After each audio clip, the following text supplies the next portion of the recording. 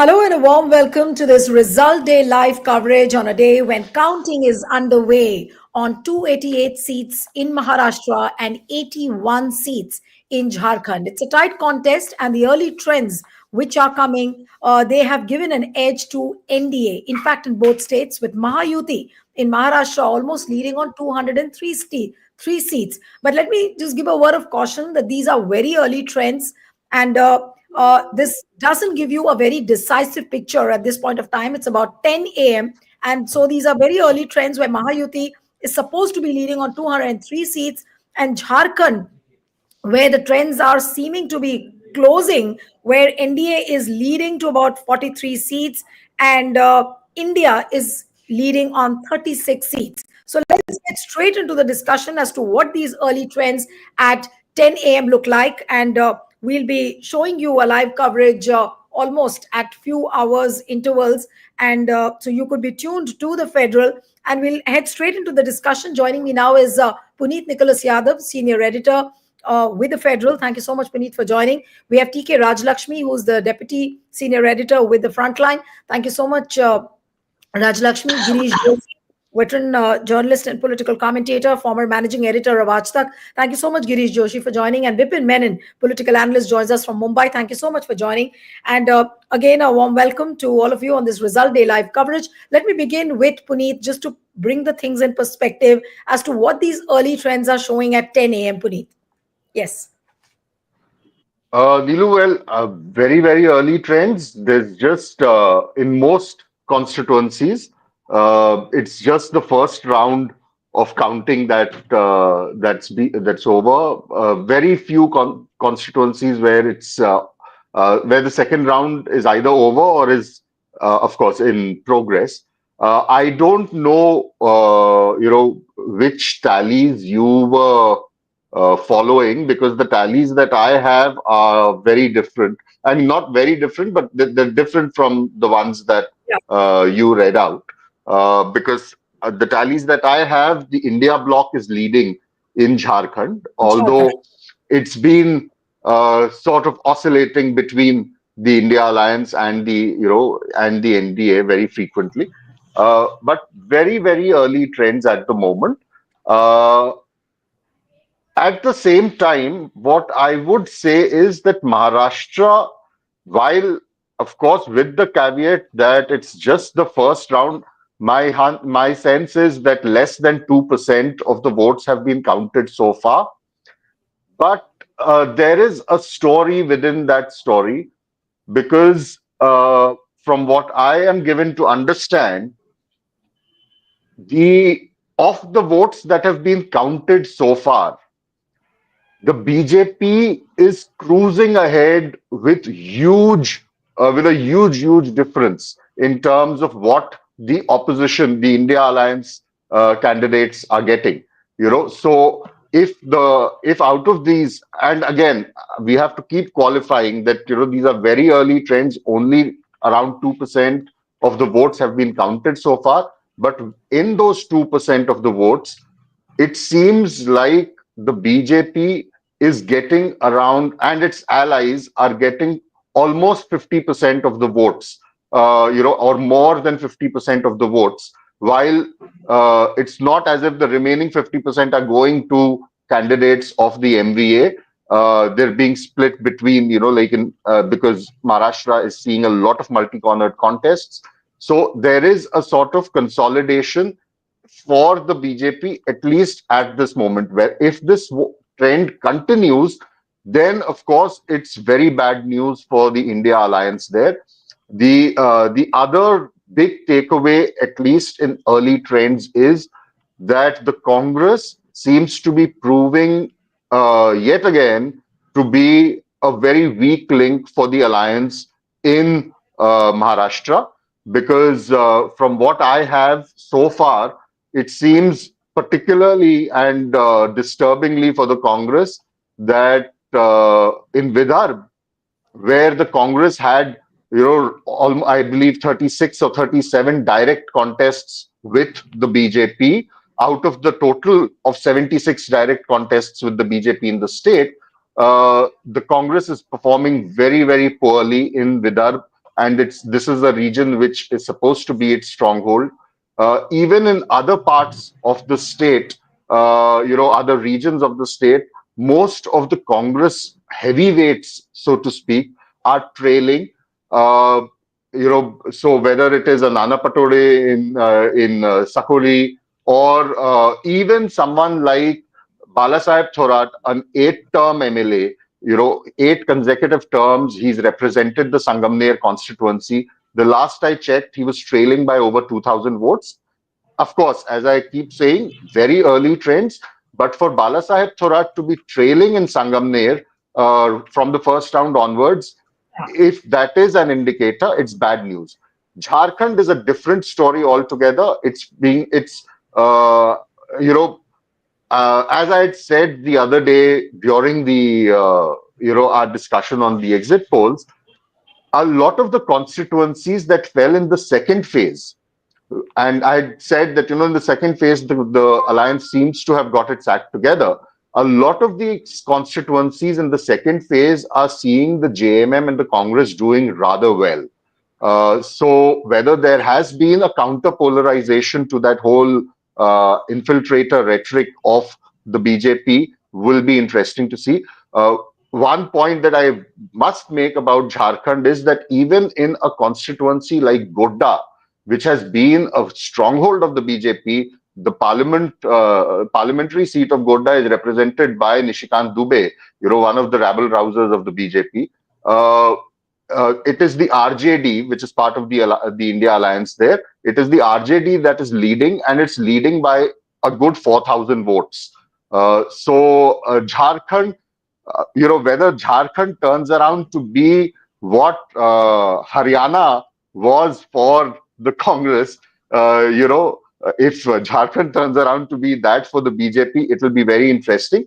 Also, because why I'm insisting, particularly on Jharkhand is that, look, over the last 10 years, barring the Aam Aadmi Party in Delhi, Mamta Banerjee in Bengal, and Pinarayi Vijayan in Kerala, but Kerala I would still discount because the BJP isn't a factor in Kerala.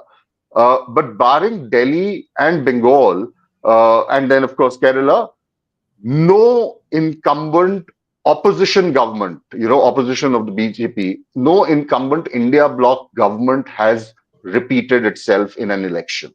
So if JMM, despite the polarizing rhetoric, despite Hemant Soren being incarcerated, despite all the attempts of toppling the government through the last 5 years, if it manages to retain Jharkhand, it will be a major development. It will have major political implications. It's also a tribal-dominated state.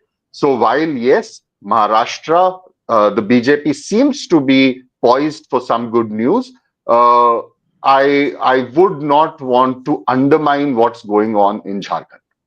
Absolutely. And the latest trends now, which the websites are showing, in Maharashtra, BJP is leading in at about 183 seats.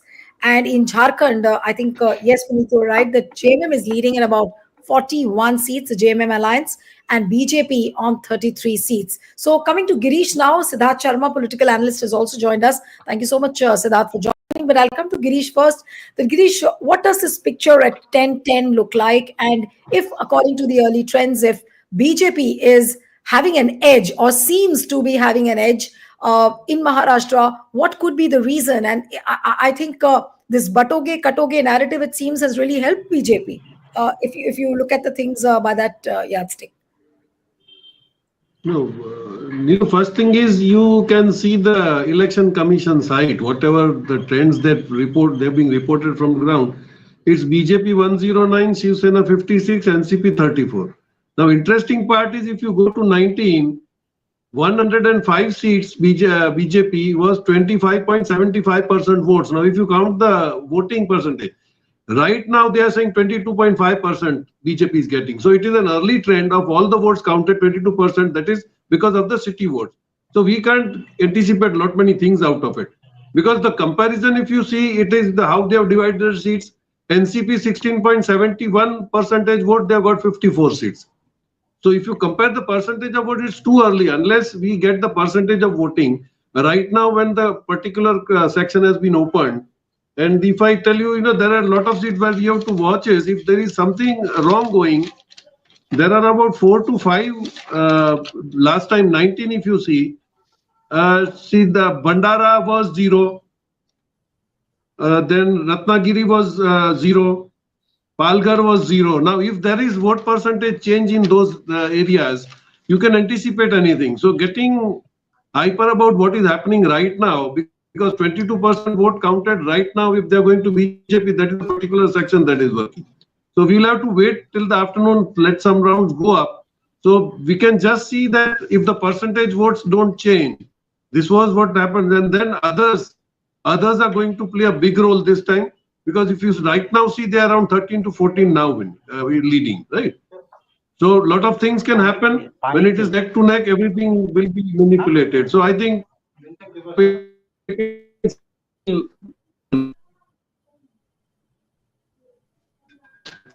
I think Girish, I'm losing your audio. Yeah, your frame is also frozen. Let me come to yeah. Girish, you're back. I lost your audio in between. You were saying something. We lost the audio towards the end. What did you say? If you could repeat, and then I'll go to Raj Lakshmi. if we see 2019, there are about 4 or 5 stations where BJP has got 0 seats. Now this time what they went, if they what the Godi media says is when they were 0, now they are anticipating they're getting 3 seats. That narrative does not change in those areas. Nothing has more happened. And then interesting part is what they said that Ladli Behna is working. Then 1.6% vote for females have got now. So I think we will have to still wait and see what is happening. 109, 1010 leading, that is election site showing. But then it's too early because we will have to wait. See, 109 they are showing. Others are 15 right now. And this time it was anticipated that others are going to play a big role because who has been posted there and for what. That reason you will be able to know only when the election is almost near to complete. Yeah, Neelu. All right. Now, let me come to Raj Lakshmi. That what does the story look like to you at the time right now is almost 10:15. Do you think that this election in both states could go down the wire? Or do you think that in Jharkhand, it could be a decisive victory for the JMM alliance? But in Maharashtra, it's going to be tough to predict till the 11th hour. See, Nilu, beating anti-incumbency is a challenge, right? So for the JMM, it was always, say an uphill task. I mean, the fact that the way the central agencies, got after him and Soren, and he was given bail just when I think after the elections were announced. There were all these things. One has to sort of factor all these other things that have happened, in the background when we analyze the outcome of the results. I mean, this also includes the role of the ECI, the Election Commission of India. For instance, in Maharashtra, when a person like Vinod Tavade has been accused of again I'm emphasizing accused, okay, it's not proved, but then it was carrying crores of money. I mean, just before elections. Now what does all this say, and indicate that the opposition, let's say the MBA and the JMM, in the states, ruling JMM there. Now, even if they sort of secure a lead, or even if they come to power, it I mean, it would be against huge odds against them in the first place. It's not been an equal election at all. I mean, the kind of cases that were also the way the central agencies, got after the leaders of the MBA too. It's not unknown. So this entire I think the background in which the elections have taken place, the skewed nature, the unequal, let's say, grounds on which the parties have competed against each other, is something which I'm sure that the Godi media will not factor in. But it's a thing that any responsible analysis should take into account, right? And I mean, other than the fact that why shouldn't anti-incumbency work in the case of the Mahayuti? I mean, I don't see why it shouldn't work there. But then since the BJP RSS machinery, I mean, it gets into a hyperactive mode because every election is so crucial, in which you can have a senior official of theirs moving around with crores of rupees and not caught by the ECI, but by political party, you know, the members, of another political party. Now here, so here this entire, collusion to ensure that, how the system has sort of colluded to ensure that a certain combination of parties, sort of wins elections repeatedly. That is something, extremely, I think, disconcerting. So even if today we see the leads of, maybe the Mahayuti is leading, and maybe the BJP is leading, I mean, one really should not get, disappointed. But yes, one should also, I think, analyze why I think, alliances could also have worked out, properly. Now we have the Samajwadi Party, somebody from the Samajwadi Party, contesting against the MVA candidate. Now it's odd, so I'm saying here, it is where smart alliances, where sensible alliances could have helped the MBA in Maharashtra and in JMM too, because we all know how the RJD was unhappy, the Congress was unhappy in JMM. But the of course Congress not, but other smaller, parties, parties were unhappy with the way the seats were distributed. So all these things also need to be looked at. But I would say, to a lesser extent, when we assess the outcome of these elections, because I would say that both these elections have been fought with a extremely skewed and extremely unfavorable, environment, and condition, as far as parties from the opposition are concerned. And therefore I Yeah. wouldn't be, overly sort of disappointed, with the outcome. But I would say that here is, I think, every election, I think, gives an opportunity to the India Alliance to really assess, as to what goes wrong, what went wrong. Smaller parties need to be accommodated. The Workers, and Peasants Party in Maharashtra, okay, they and the left parties, they all have, presence, and all these farmers movements, all these things, need to sort of translate into something, unless those seat adjustments are not made, they won't translate into actual, victories. So people are protesting, people are angry. Price rise, was a huge issue. I mean, huge issue, I think, in both the states concerned.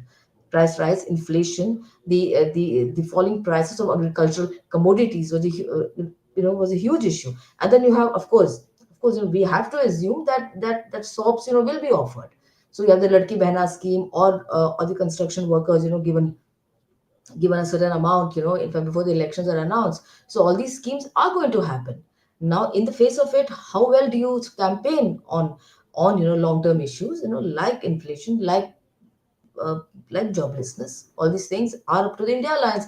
And then seat sharing, yes. So I think these are broader lessons, that one needs No, to no, of know. course, of course. Yeah. I mean, there are questions which, serious questions, in fact, which need to be asked of the India Alliance. That despite having a narrative, despite having, the public sentiment in favor, and if they are not able to pull up a good, decisive mandate, then of course there is something which is seriously wrong.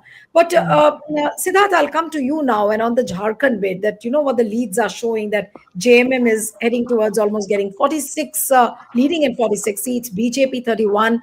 How stable will this government in Jharkhand be? Because stability has always been the weakest factor since the time Jharkhand is born in 2000. 24 years, you've had 13 governments. And how stable will this 14th government will be if JMM is able to form the government, which looks like, but since it's just the very early trends. But I'm just wondering about the stability factor, that how stable will that government in Jharkhand be? Yes, Siddharth.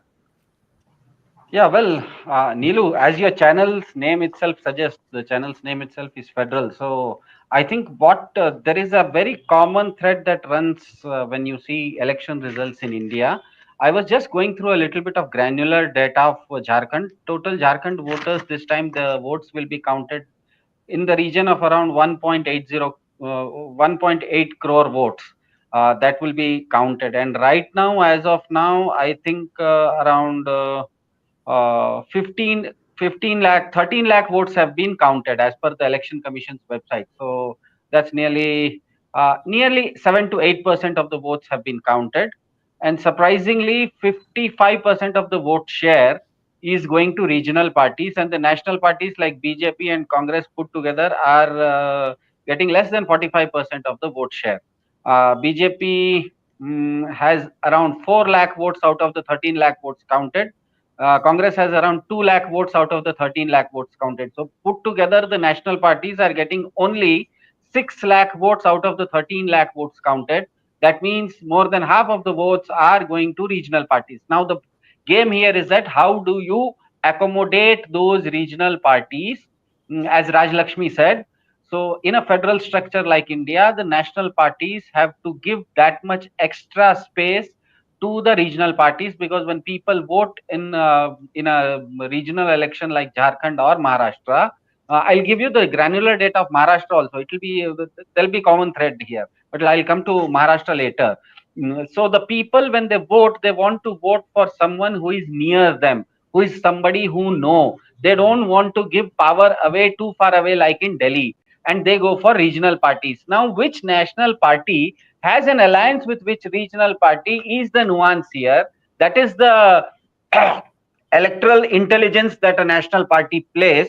And here, obviously, BJP seems to be playing better in Maharashtra, and Congress seems to be playing better in Jharkhand, because the Jharkhand results, I am not very sure about the number of seats. I'm not going into the number of seats here, because those are obvious numbers which every news channel or even you are telling the numbers, the seats in which they are leading.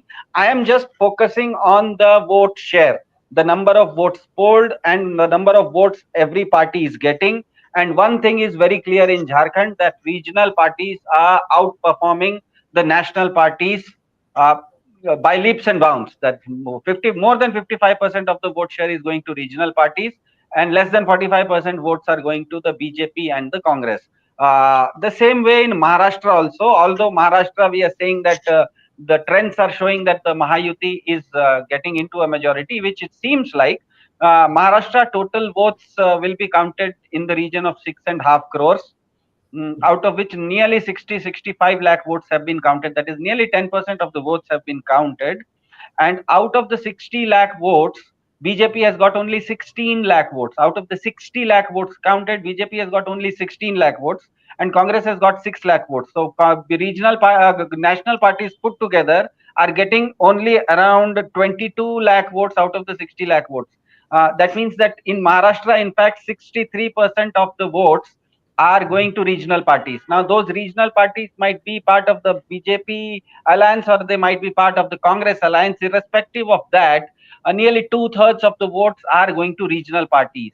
So that is a very clear indication that an Indian, when he votes, he doesn't vote for a power to go too far away from him. He wants to vote for a power who is nearby. Now, it is for the national parties to intelligently have an alliance with those regional parties.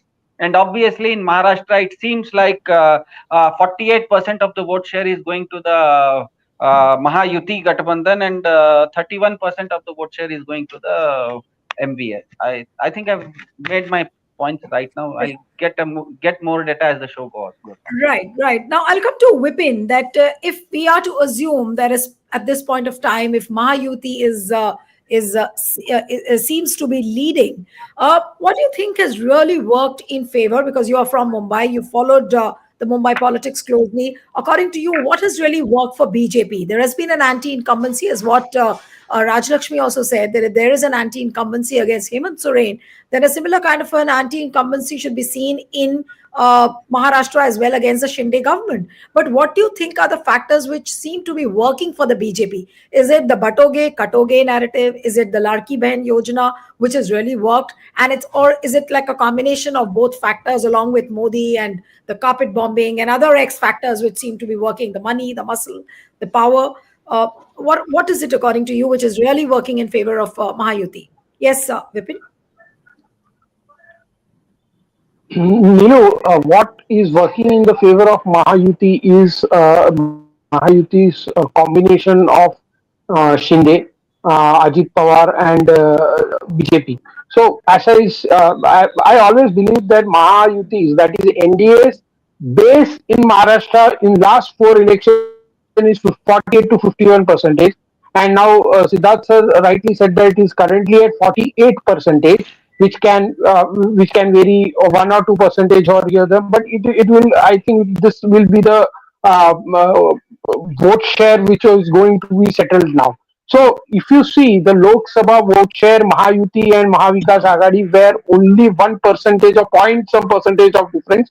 Mahayuti has worked really hard to regain their tribal votes and SC votes, which they lost due to reservation narrative or Samvidhan Badlenge narrative. So that has been compensated by Latki Behna in rural areas, and there are other schemes like Krishi Pump Yojana and cylinders to women, and then stipend Yojana. All these things have the Mahayuti was able to percolate it locally. Uh, I believe more than national leaders, be it Rahul Gandhi or Narendra Modi, the local leaders of that particular constituency made the difference, especially the women wing of the Shiv Sena and BJP. The other point which I wanted to make it here is that the infighting between Mahavikas Agadi has costed them, and the overconfidence which they went into after Lok Sabha election, that has costed them Haryana. And here also in Maharashtra, there was lot of infighting on the day of polling. Shiv Sena and Congress, we saw how in Solapur they were abusing, literally abusing Praniti Shinde, the MP who supported the independent candidate in Ramtek. So all these issues were there, and voters, there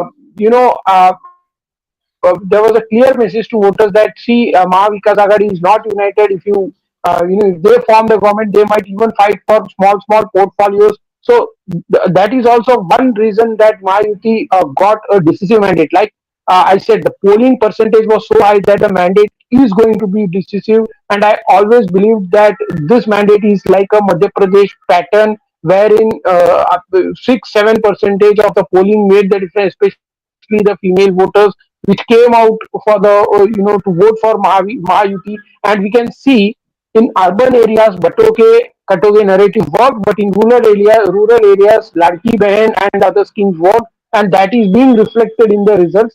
But again, I'll repeat that we are too early. The results might not change that. We can see, if at all, the trend changes, it will change 20-25 seats, not more than that. But we know where the trend is right now. So it is towards Mahayuti, and I think by 12 p.m. The parties will start considering the victory and defeats as and when the leads gets consolidated further.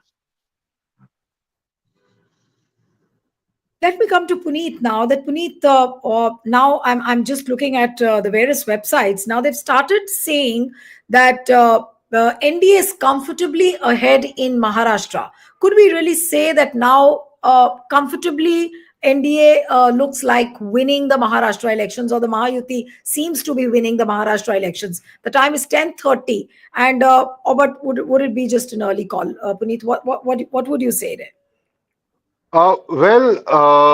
What I would suggest is that while yes, it certainly directionally, it certainly looks like a very comfortable win for likely win for the BJP.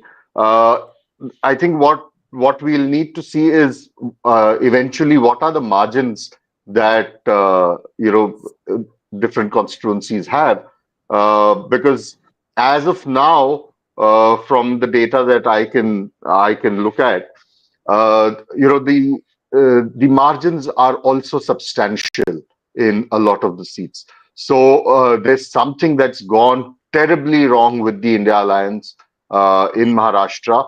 The gains that they had made in the Lok Sabha seem to have just been completely eviscerated, and it's not as if there is just one of the three parties in the alliance that's pulling the other down.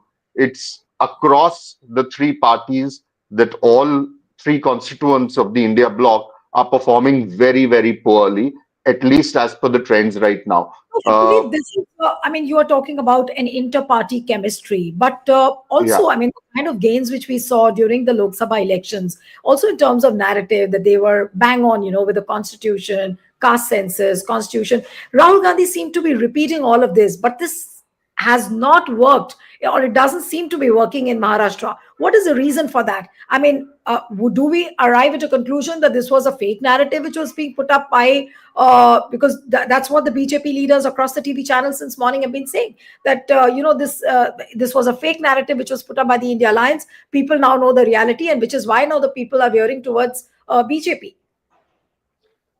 Well, it's natural for the BJP to be saying that all that was a fake narrative. In fact, their entire campaign this time in Maharashtra, a big part of their campaign was to dub the whole Lok Sabha campaign of the India bloc as a fake narrative. So that's perfectly natural.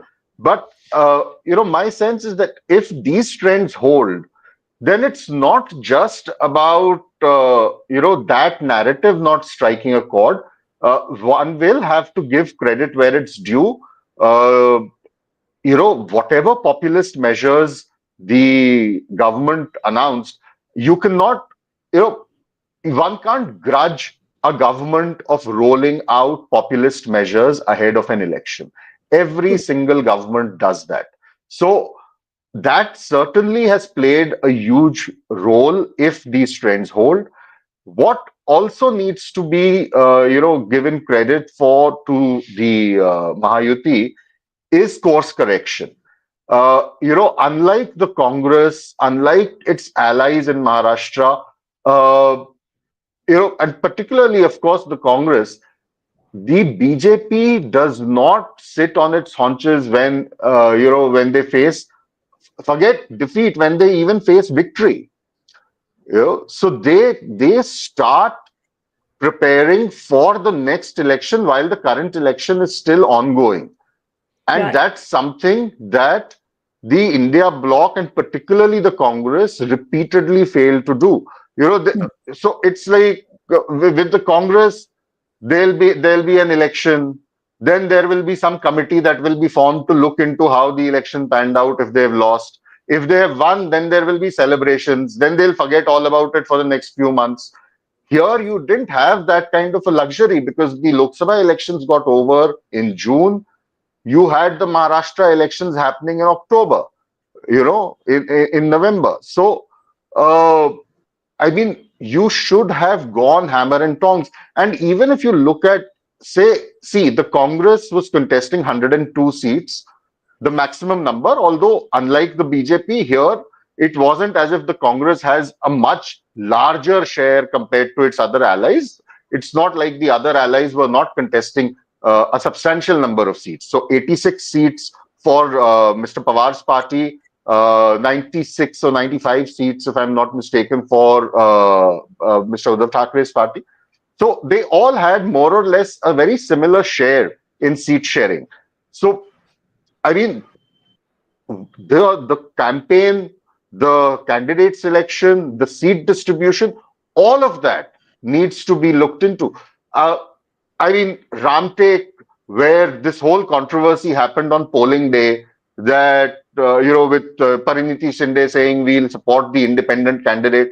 Now, uh, one could say that yes, I mean it's damaged the party and all that. But you also need to understand that if you actually look at how Ramtek is polling, the UBT candidate there is on the fourth position. On the fourth position, that was a constituency the UBT should not have pressed for. Now, it's all right to blame the Congress, of course, now and say, oh, alliance dharma, coalition dharma, all that, they put on the line and they declared support for an independent and it damaged the alliance. But while they were discussing, this independent's name was on the top of the charts for the Congress. They had been pushing for a ticket for him, and the UBT made it a prestige issue that no, we are going to contest the Ramtek seat. So those negotiations where the parties, and particularly between the UBT and the Congress, they made this whole ego issue. And you had Sanjay Raut going and saying, we have to cross 100 seats. The Shiv Sena will contest 100 seats. We need to reach that century mark this time to and contest those as many seats as the Congress because we are no less. So ultimately you've damaged your own self and your own alliance with that kind of, with that ego battle. Right. Absolutely. And just few leaders who are leading and trailing. Champai Soren is leading. Ajit Pawar is leading. Nana Patole leading. Balasab Thorat is trailing. Milind Deora is trailing. Aditya Thackeray is leading. Ajay Chaudhary seems to be leading. Babulal Marandi is trailing. Then Hemant Soren, of course, is leading. Champai Soren trailing, that I informed you. But Yeah, Champai Soren is trailing. Yeah. yes, Champai Soren is trailing. This is what is seen. But Girish, coming to, Puneet listed out a number of factors, what seems to be working and what seems not to be working. But what about the mechanics of elections? Is India Alliance just not getting the mechanics of elections, that how in today's world, the elections are fought? I mean, are they still following the old methods, old narratives, or maybe the old basic fundamental issues? And whereas BJP is just trying to do something new and innovative. And is that also another reason why BJP is getting the electioneering so right? I mean, the factors could be many. I mean, we can blame the election commission also. We can call it the money power, the muscle power. But what about the basic mechanics of elections? Because predicting the election is also getting equally tough now. Yes, Kirish. No, Nilu, I would differ a little. No, we are trying to beat a child before he has brought his result. We can't conclude the failures, credit and discredit them unless we, because if you, Siddharth rightly said, the True, true. percentage votes are very parallel running to BJP. Then how can you estimate that they are 112? Same vote percentage. If you can only add Sharad Pawar and Congress, they are almost 22%, and these people are 23%. Otherwise, even a maximum they've got is 23%. And trailing, that doesn't mean 5-6 seats if they are having margin. Most of the seats are running below margin of 5,000 votes. And let the things go on. We will not be able to discuss how they have failed and how these people have won. That we can do it later in the day. Right, Because right. if only two things are very clear. If this Ladli Behna is winning the elections, we are not fit for democracy. Otherwise, there is no reason why Maharashtra should vote for these people.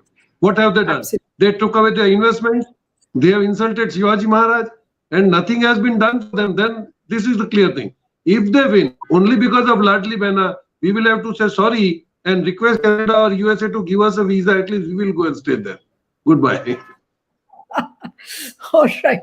All right. Siddharth, Uh, yes, yes, Nilu, yes, just one yes, thing to point out: Kalpana Soren is yes. is trailing in Gandhi, Oh my and God. so is Basant Soren in Dumka, and Oh, trailing by quite a few thousand votes, both of them. okay. So, Siddharth, you Yeah. would want to respond to this? Basant and Kalpana, they are trailing in Jharkhand at the moment. 10:39, 10:40 almost. Yes. You're muted. Siddharth, just unmute yourself. Yeah. Yeah, sorry, I was muted. I think it's still just give me a second. Just around 20, just around 15, less than 15% of the votes counted in Jharkhand, and but 15% of the votes is nearly 25, more than 20 lakh votes. So that would give you a statewide trend. But particular seat wise, 15% vote count does not give you a very good picture, because in particular exact seats, sometimes victory and defeat can happen within a few hundred votes also. So I would not give that too much value right now, because going ahead, we know that there would be certain pockets in every assembly segment. For example, in an assembly segment which is heterogeneous, yet there is a single ward in which there is a Muslim population. Obviously, when the BJP votes gets counted, whenever that ward would get counted, BJP would go back there. It happens that way. So these are if the Soren family, somebody is trailing, I would not give too much credence to it right now, because they might be trailing by a few thousand votes, but in the next round they might come up. But one thing is very clear in these Basant elections. Soren is trailing by over 12,000 votes. Oh, 12,000 votes is a big Over number, but I over feel, yeah, 12,000 votes, and Kalpana, of course, is trailing by about 5,000. But yeah. 5,000 votes still in Jharkhand is still sizable something number. Yes. to keep an eye out on. Yeah, yeah. So strange things do happen in in on election day, especially on counting day. But more or less, one trend is very clear now. This round of elections in Jharkhand and Maharashtra, this is going to be a 1-1 draw between Team India and the NDA. More or less, Jharkhand would be settled in favor of the of Team India, and Maharashtra would get settled in favor of the NDA. Interestingly, I was just looking at all the other seats also. Like there is a polling going on in Karnataka, where Congress and BJP both are leading in one or two seats. In Uttar Pradesh also, BJP is also leading in a few seats, and Samajwadi Party is also leading in a few seats. In Punjab also, Aam Aadmi Party is also leading in a few seats, and Congress is also leading in a few seats. So more or less, the picture that is emerging out very clearly is that by now, I'm just looking at it, nearly more than 1 crore votes have been counted in these elections, especially Jharkhand and Maharashtra, as of now, as of nearly 10:30. Out of these 1 crore votes, and 1 crore vote is a pretty big number by itself. Forgetting about the denominator, how many votes have been counted, 1 crore in itself independently is a big number. And that number very clearly suggests that people vote for regional parties more. Two-thirds of the people vote for regional parties, and only one-third of the people vote for national party, whether it is Congress or BJP. Now it is for those national parties to have intelligent and good understanding alliances, so that they can come out as the winner. So what has happened is that in Jharkhand, Congress has made a better alliance, and in Maharashtra, it seems like BJP has made a better alliance. But performance wise, Congress and BJP, both in Maharashtra as well as Jharkhand, one common factor is that they are not, the national parties are not getting more than 35% of the votes. Right. Put Okay. together, put together, Yeah. both the national parties put together are not getting more than 35% of the votes. Right. So with the larger picture, Rajlakshmi, at this point of time is almost going to be 10:45, and as Siddharth pointed out, that almost 1 crore votes have been counted. The larger picture, according to you, is what? Is it like a win-win for both India Alliance and the NDA? I mean, including the bypolls, which I mean, the bypoll results which are coming from UP and Uttarakhand and elsewhere. What does the big picture look like to you at this point of time? See, I think it all depends, on the votes polled, as well as the vote shares, of all the constituents of, both alliances on both sides. So I think the tight, margins are an indicator that that the BJP and its allies, is not really, going to have a sweep through either in Jharkhand or either in Maharashtra. So that is some comfort to for the India Alliance to draw from, that there is scope, to sort of improve on its strategies. There is scope to raise larger issues, and in fact, the more systemic issues that only the India Alliance can address, because this largely all these largely schemes that are targeted against certain sections, of the population, they will continue to happen, and it will be, and they will be, competing claims, etc., from all kinds of parties, right? But it is also a reflection of the anxiety of the situation that people face, and because parties have at least some sort of assessment that, what they have done so far and what they have offered so far is not really working for people. Therefore, you give these sops, and for immediate gains, right? Therefore, there are some immediate gains. You have an election around the corner. You immediately unleash some, welfare sops, which very ironically the BJP had mocked, calling them ravidies and all that, right? So now when they do it, it's fine.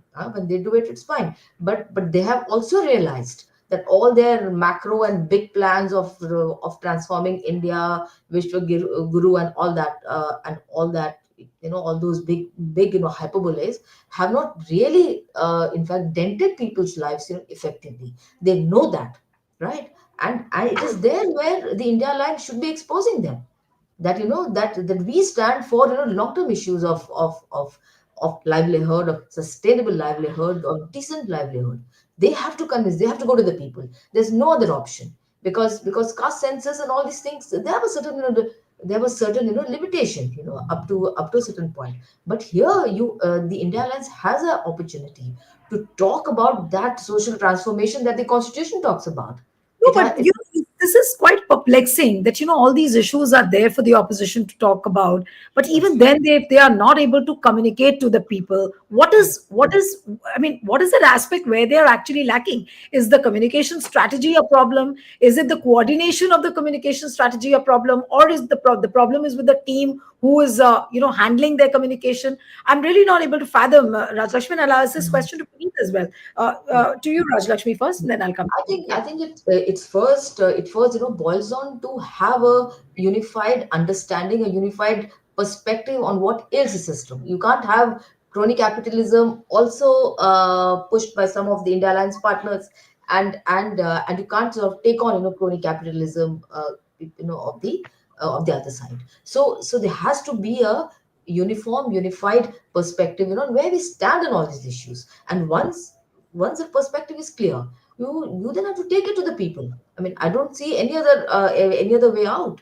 The Hmm. Bharat Jodo Yatra, it was successful. I mean, it did have an impact, but then it has to be a continued effort to take these issues to the people. The farmers movement. I mean, Right. if farmers could sort of pressurize the government to take back those three contentious bills. I mean, it was purely a people's struggle which did it. So Right. so the people are ready. I'm saying the political parties aren't. I mean, the people are saying, Yeah. raise our issues. No, no, but if Political. I'm just looking at the leads, Puneet from Jharkhand. Now, JMM is leading almost on 50 seats, and BJP's margin is narrowed. They are now leading. They seem to be leading on 29 seats. That's what the trends are showing in Jharkhand. So, if all that is working for India Alliance in Jharkhand, and that same thing is not working for the people for India Alliance in Maharashtra, what do you think is the problem? Of course, you as you pointed out that there was lack of coordination. People were speaking in different voices. The campaign looked isolated, not a unified campaign, even though they tried to say that it was a unified campaign and we look more cohesive as compared to the Mahayuti. But why is there a difference which we see in these two states, especially what Rajlakshmi was saying in communicating to the people? The issues are the same: price rise, unemployment, so many other issues, but that's not conveyed to people too well in Maharashtra. See, Neelu, one thing that we all need to keep in mind is that no two states are the same. So, the issues there are different. The factors, the caste composition, like what we sometimes say that every state उसकी तासीर अलग होती है. झारखंड की तासीर महाराष्ट्र से अलग. So now the thing is, uh, there is also another element that we're not talking about in terms of Jharkhand, which we are, constantly referring to when it comes to Maharashtra. In Maharashtra, one of the factors that everyone is saying has turned the election around for the BJP is the Ladki Bahin scheme.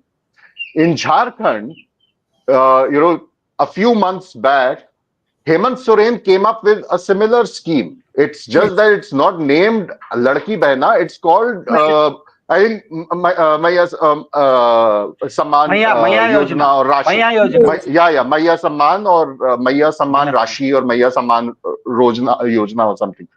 And two installments of that have already been paid. Another one is due in December. So that has also been a factor. What has also been a factor in Jharkhand has been, as I've been pointing out, a counter polarization. So while Batenge Katenge may have worked for the BJP in Maharashtra, which large parts have a more urban character, especially the Mumbai MMR or the Thane Konkan belt, or even pockets of Western Maharashtra. In Jharkhand, it's not worked primarily because there's been a sort of counter polarization. One, because if you've ever visited Santhal Pargana and if you've gone to those districts where the BJP has been claiming that Bangladeshis have come and settled. It's the tribals of Santhal Pargana who will tell you this is all rubbish. We don't have Bangladeshis living among us, True. and they take it as as a sort of propaganda directed at them. And then also, I think Hemant Soren, with the whole narrative around the Sarna Code, was able to prevent that consolidation of of tribals into the Hindu vote. Because for the BJP, whether you are a tribal or you are a Dalit, you have to forego that identity and become a Hindu. That is the BJP's whole politics. The tribals in Jharkhand have for years, for decades, been asking for recognition of the Sarna Code, and in fact, when the BJP announced its manifesto in Jharkhand, and Amit Shah was specifically asked, "What is your position on the Sarna Code?" He gave a very wishy-washy answer. We will take into consideration. We will give, while the JMM went all full steam on the issue of the Sarna Code. Uh, Having said that, I would still say that the alliance as a whole could have led a better, more cohesive campaign, because anyone I spoke to in Jharkhand, irrespective of how the results pan out, and at the moment I believe the Congress isn't performing as poorly as everyone, including myself, had expected. Uh, but everyone I spoke to, including Congress candidates, at least 50% of the Congress candidates in Jharkhand I've spoken to directly through the course of the elections, all of them said that we've been abandoned by our leadership, and we're entirely at the mercy of Hemant Soren and Kalpana Soren, and interestingly also Pappu Yadav. You know, so so that was the scenario. But Hemant Soren actually carried the entire alliance on its shoulders. I'll make one other quick point here. See, there are 7 by-elections happening in Rajasthan. Out of those 7 by-elections, 4 seats, if I'm not mistaken, were held by the Congress. Okay? And this point that I'm talking about, how the alliance needs to get its act together, is you can see how it's playing out in Rajasthan. Out of those 7 constituencies, the Congress is currently leading only on 1 seat. The Bharat Adivasi Party, this Rajkumar Roth's party, which was part of the India alliance but was rebuffed when they went and asked the Congress that, for these by-elections, give us 2 seats, because these are 2 seats with a very strong tribal population. Give us those 2 seats and we will win them for you. And the Congress refused to give those 2 seats. The BAP candidate there is leading in both those seats, Salumbar and Chaurasi.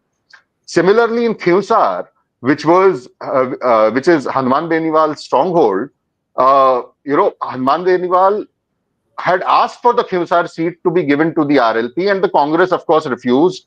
And then there was this whole ugly public spat between Divya Maderna and Hanuman Beniwal and Govind Dotasra, all of them, getting into this, washing their dirty linen in public. And now the BJP is leading in the Khiusar seat. So the other thing, although I'm sure that this is going to change, but at least for momentary pleasure for some of us, the interesting thing is that there's also a by-election happening in the Budhni constituency in Madhya Pradesh, which was Shivraj Singh Chauhan's seat. And in the first round, the Congress candidate there was leading by about 7,000 votes. Mr. Rajkumar Patel. In the second round, of course, his lead has now come down to about 1,000 votes. But, the interesting thing about that constituency is that Mr. Rajkumar Patel, he is somebody who was last an MLA in 1993. After that, he has lost every election he has contested. And in fact, in 2009, he essentially is somebody who's very close to Digvijay Singh, and that's how he gets a ticket every time. And is also a financially very strong fellow. In 2009, the Congress had given him the parliament ticket against Sushma Swaraj and Vidisha. And at that point in time, Rajkumar Patel had already contested 4 elections. So one would assume that he knew how to fill the election forms. And his candidature was rejected, Mm. you know. And he was in fact suspended from the Congress at that point in time, because even the party was not convinced that, about the reasons behind the candidature being rejected, and everyone suspected that he's had some kind of a deal with Sushma Swaraj. He's back in the party. He's now again been given a ticket from Budni, but small comforts for him, perhaps, that at least in the first round, in Shivraj's own backyard, he was leading by Absolutely. some 7,000 odd votes. Yeah. Absolutely. It reminds me of that Varanasi round where Prime Minister Modi was trailing. Yes. Yeah. Yes. So, coming to you, Siddharth, towards the end, and then we'll close this lap of our live coverage. Uh, so, what does the complete picture look like? Do you think that the situation so far has been very disappointing for India Alliance? And now, what is your feeling? I wouldn't say it's very disappointing for the India Alliance. I would rather say that this is a wake-up call for everyone who fights elections or who covers elections, that elections aren't about seat sharing, elections are about seat winning. So wherever you have an alliance which is a winning alliance, it's not about how many seats, who is sharing. Um, uh, the seat alliances, the seat winning alliances were better in Jharkhand. That is why Team India is winning in Jharkhand. And the seat alliances in Maharashtra were better managed or better planned by BJP, and that is why the Mahayuti is winning. And since I come from Karnataka, uh, Karnataka BJP's former Chief Minister, Mr. Basavaraj Bommai, his son is trailing right now in one of the seats in one of the by-elections.